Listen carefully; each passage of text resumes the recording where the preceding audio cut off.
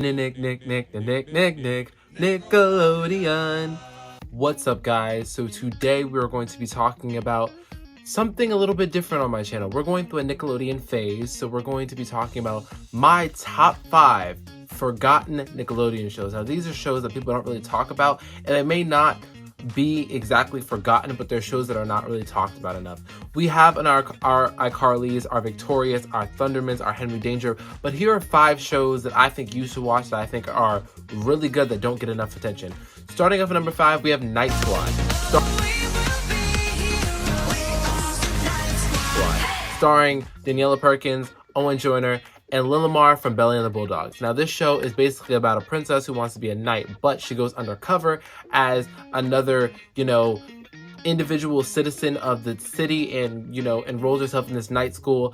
And then Owen Joyner's character basically is a peasant boy who sneaks into the academy and gets into the school. And they both figure out each other's identities and they keep each other accountable and keep each other secret in order to, become knights and to preserve each other from being found out, and they end up becoming good friends because of that. I don't know if they become romantic interests or anything, but I know Lilimar's character of Sage is the antagonist of the series, and she's funny and hilarious, and it's the only show she's ever been on Nickelodeon other than Bella and the Bulldogs. But yeah, I really liked the show, and I just feel like it didn't get its time of day. I'm pretty sure it got either 2 or 3 seasons, which is typical for your average Nickelodeon or Disney Channel show.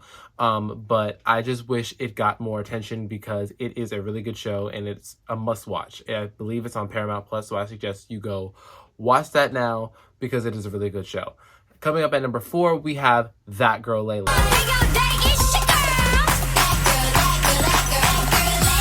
That Girl Lele is basically a show about a computer app or an daily affirmation app called Lele that the main character Sadie brings to life or wishes to life on a star, and she comes out of the phone and just starts living her normal life. But the danger comes when the parents don't know who this little girl is. So in order to preserve her secret, she says she's a exchange student from Houston, and basically they live together and get into different hijinks and try to keep the secret that she is an app, except from Sadie's little brother Jeremy. I think his name is Jeremy.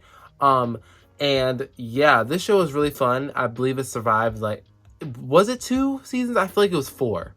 This show survived a good long while, but I wish it was around during, the new Thundermans Undercover era, so that these shows could cross over, because I miss when shows did crossovers, like non-superhero shows and superhero shows did crossovers, such as Henry Danger and Game Shakers. I wish we did more crossovers like that, and I wish this show was still around so we could do it. I think it could get still possibly renewed for another season, but I'm pretty sure it got indefinitely canceled as of either 2023 or 2024.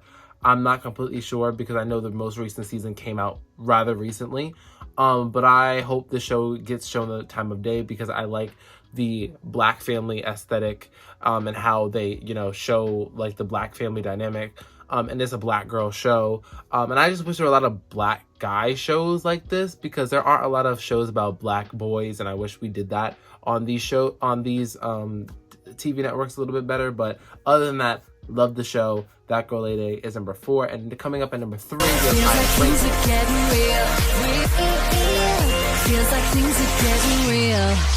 Frankie. Now, I Am Frankie is a show about a robot that basically becomes sentient. The mom in this scenario is basically the developer or creator of Frankie, right? And she steals her from government control and raises her up as her daughter. And Frankie the robot becomes more and more sentient. She gets sent to school, has a friend, falls in love, and so on and so forth. And the government tries to get her. It had a really good plot, but I think it only had 2 seasons. But this show deserved the time of day. It was in a different format than all the other Nickelodeon shows. It was a lot more serious. There were funny jokes. There was no laugh track. It was not set in a sitcom-y type way. It was more of a teenage-y type show. So definitely something that would be put on the network of Teen Nick. And I just wish this show got more of a time of day because it actually had a fantastic plot to it. I like how Frankie the robot actually became more and more human as she, developed and came throughout the season as into herself as this humanoid robot. And I love the conflict with the government and the secrecy of it, and it was just a really, really good show. And I just wish more people watched it and more people gave it the time of day. But yeah, I Am Frankie is number basically all that. I'm not talking about the old one from the 80s. I'm talking about, or the 90s. I'm talking about the all that was a reboot with the girl who played Sadie, Gabriella Nevaeh. Gabrielle Nevaeh, who played Sadie over on Batgirl Lele. She went over that show after All That got canceled, but All That was a really good show.